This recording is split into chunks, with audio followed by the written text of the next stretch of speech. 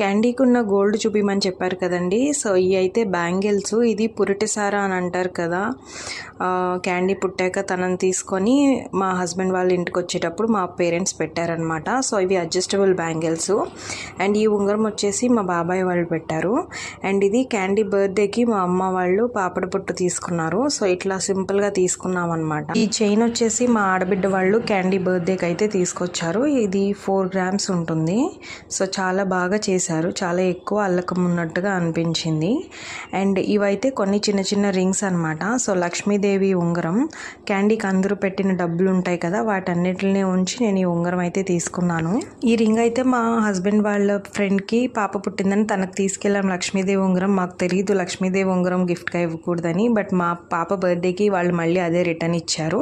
And ఇది వచ్చేసి చిన్న వినాయకుడి ఉంగరం. మా మామగారు పెట్టిన చైన్ కూడా ఉంది, కానీ ప్రస్తుతానికి అది ఇక్కడ లేదు.